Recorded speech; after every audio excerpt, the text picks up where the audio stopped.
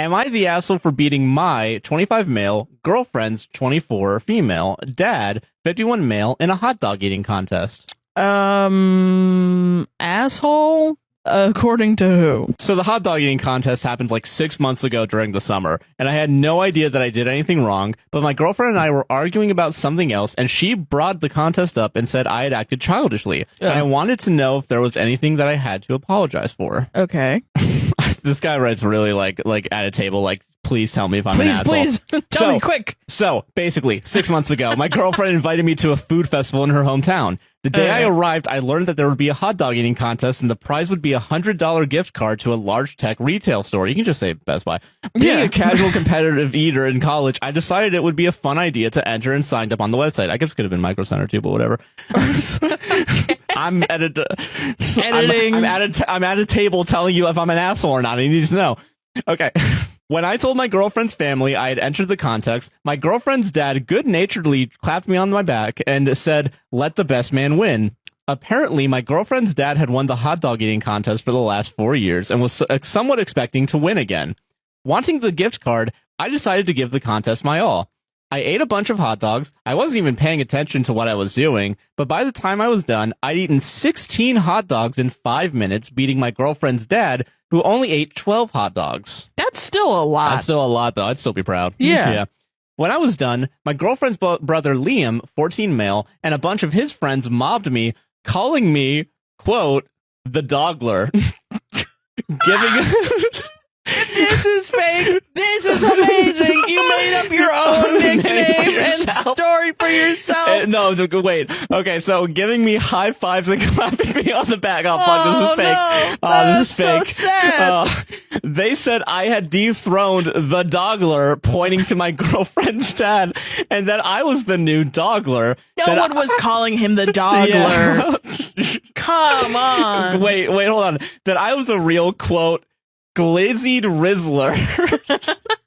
I remember why I picked this story. Fake. You're 12, and you should write novels. Yeah, you should. As an adult. Yeah, you gotta foster the skill that you have. Parentheses or something like that.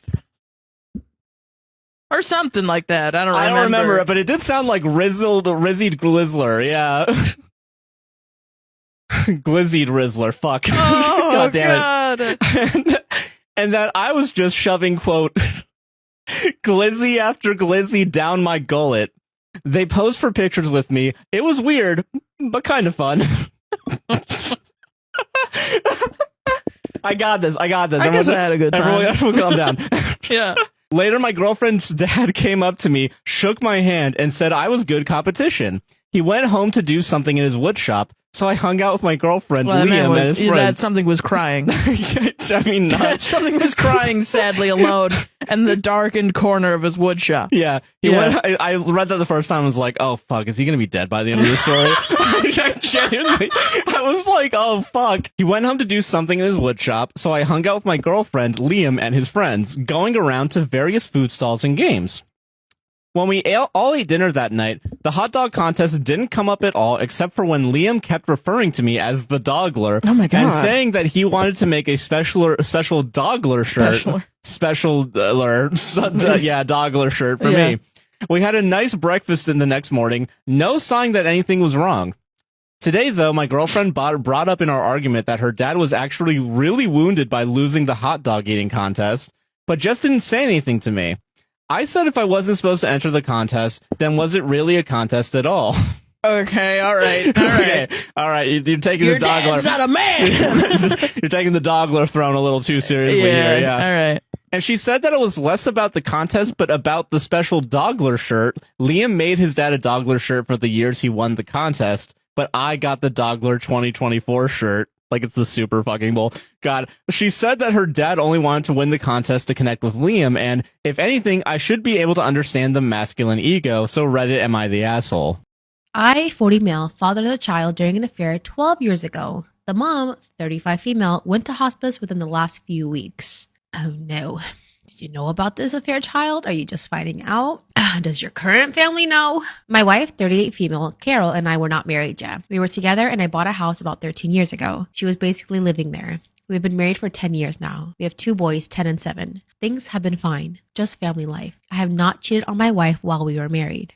A woman, 35 female, Shelly, who lives in our neighborhood. She's a friend these days. Her and her ex-husband bought a home basically around the same time. We met at various events, garage sales, etc. in the area. I've had the house for a year and I lost my job. Carol was de facto living there. She was staying there with me 20 plus days a month and she still technically lived at home. So I decided to get my insurance and real estate license just in case I couldn't find work for an extended period of time. Shelly wasn't working either. She just kind of tagged along and worked on getting one too. Well, over the course of 5 to 6 months, me and Shelly were fooling around a couple of times a week. Shelly became pregnant. We stopped the situation. It never really occurred to us that it could be my child. We were using protection most of the time. So, about 2 years later, Shelly and her husband split. Oh, what the heck? I'm confused. Okay, so he bought the house 13 years ago, but he's been with his wife for 10.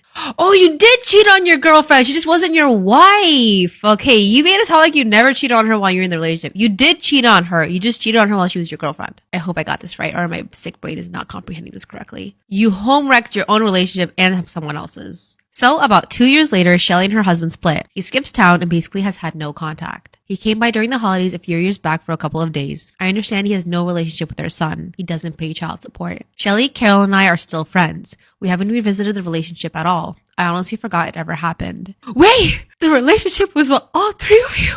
I'm confused! Shelly ended up using her insurance license and real estate license. She makes ends meet. I didn't need it. I found a job working local school district teaching and coaching some after-school sports. Carol is a veterinary assistant. Shelly was diagnosed with an aggressive form of ovarian cancer about 2 years ago. She fought, but finally decided to go into hospice. Her son, basically, is like a cousin to our boys. They aren't friends, but he plays on the same teams with them. He has been on family vacations. When Shelly goes out of town or has to work late, he stays at our house. Well, upon her choosing hospice, she decided to give guardianship to me and my wife, so that way we can handle his affairs while they track down the ex-husband. There has been an ongoing joke that we have 3 kids over the years, which has always been funny. But I noticed the kid is pigeon-toed. Like me, it has very distinct, very large front teeth that run in my family. My wife was surprised she gave us guardianship, but her reasoning was he wouldn't have to change schools and he knows the family. So I started getting nervous and I asked Shelly, is her son mine? She used to think no, but about 3 to 4 years ago, she started realizing I probably was. So we started discussing what's going to happen. Shelly said she had no interest of knowing who the father is or telling anyone about our relationships at this point. My marriage is okay. I don't want a divorce. But I'm basically backed into a corner. Shelly has her house and a life insurance policy. She wants the proceeds of a sale to fund his college education and the insurance policy to help him buy a house. It's about $500,000 to $750,000 between the two. Depends on some filing estate matters, however. So I get a paternity test on Shelly's son. It came back that he is mine. We have about $10,000 to $14,000 saved for our kids' college education. I am 100% sure this will end my marriage, and my newfound son would suffer financially. I view it as I have 2 options. Divorce my wife, I take care of my son, and co-parent with my 2 other children. Stay with my wife, say nothing, view this as a windfall to my family, use it to fund the other siblings' education, and give our family some much-needed financial cushion. Would I be the asshole keeping this child secret from my wife and continue living with our children? Or tell her the truth and go live my life with my newfound son? Absolutely, you have to tell her. No doubt in my mind, you have to tell her. If you have any sort of love or sympathy and respect for this woman, you have to tell her. You'd be surprised at some people's reactions. I think if you have a very calm and explain everything to her. Wait, I'm confused though. Did you cheat on her? Did you not cheat on her? I don't know. You say you don't. I also do not like that the fact that you think that even if you do end up taking care of this kid, you do not have any entitlement to that money that his mom is working hard to give him. Absolutely not. To give your other son some financial cushion, get the hell out of here. That's not her job. I would be pissed. I worked my ass off to provide for my son and I know I'm gonna die and he ends up giving it to his half siblings. Get out of here. I didn't do this for them. Oh my God. And the fact that you even think of hiding it from your wife, that's your son's money and your wife deserves to know.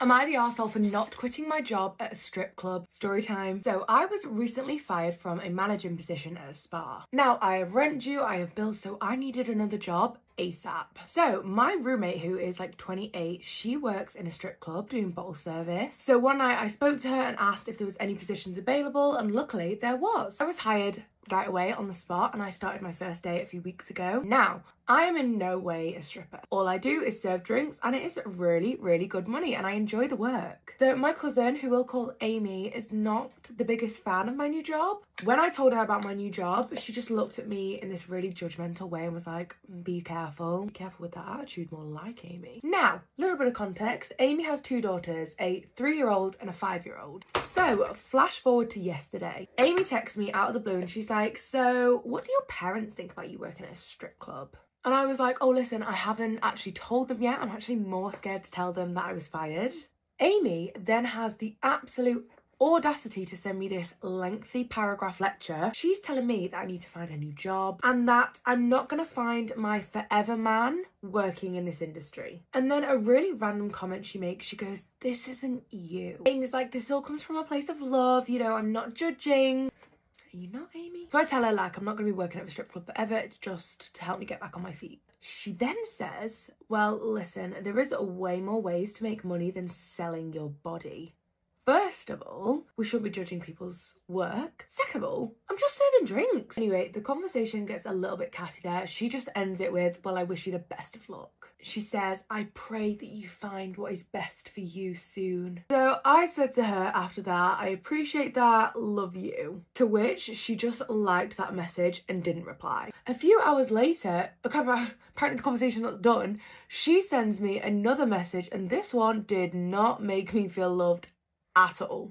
Buckle in. She starts the message with, listen, I am now aware more than ever of who I am exposing my daughters to, and I really don't want that lifestyle around my girls. She says, I hate that you decided this for yourself and you chose this path, but it is my choice to decide what I put my girls in front of, and I will have none of that near my daughters. So I go back and I'm like, listen, I completely understand where you're coming from, but this is my personal and professional life and they're never going to mix. The girls never need to know what I do for work. To which Amy replies, I have made my own mistakes in life and the girls will never follow in my footsteps. She says, I know that industry very well and I will do my best to make sure that they don't even know it exists. Amy is now threatening to tell my parents where I work. So what do you think I should do in this situation? My boyfriend dumped me the day after he proposed. Too bad, I've got the kidney that he needs. Story time. So my boyfriend Steve and I had the perfect relationship, to the point where people said that we were the reason that they believed in love. Now, one day, Steve ended up getting into a horrific car accident. Some drunk driver was driving the wrong way up a road and hit Steve. Obviously, I ran to the hospital as soon as I had heard what had gone down. He went into theatre and they operated on him for 12 hours. And they actually said that if they hadn't have got to him when they did, they would not have been able to save his life. He came out of theatre, they said it had gone really well, but eventually he would need a kidney transplant. So we're all sat there, me and Steve's parents in this waiting room thinking, well, at least one of us has got to be a match. We started testing that day. And lo and behold, it came back, strangely enough, that I was the better match than Steve's parents. Like, cool, great, when am I being cut open?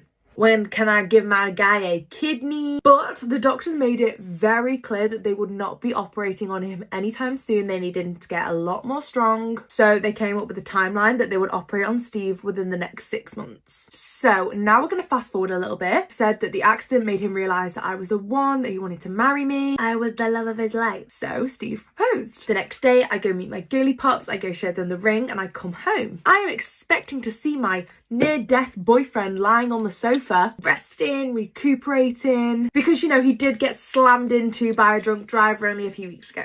But no, apparently Steve's got better things to be doing. At this point, I'm really starting to panic here because Steve can't drive, he can't really get around that well on his own anymore. So I'm running around this house, stressing, trying to find my Steve. I decide I'm going to call Steve's parents because if anyone's going to know where he is, it's probably going to be them. So his mum answers, Sandra. Tell me for why. Sandra answers the phone and she is screaming at me. Like, Sandra, please call me tits, you're going to take someone's eye out. Proceeds to then tell me that Stevie boy does not actually want to speak to me right now. And this was the exact moment that my heart sank. The next few days I spent barely sleeping. I was tossing and turning all night. I had cared for this motherfucker whilst he was sick. And let's not forget, I offered him my bloody kidney.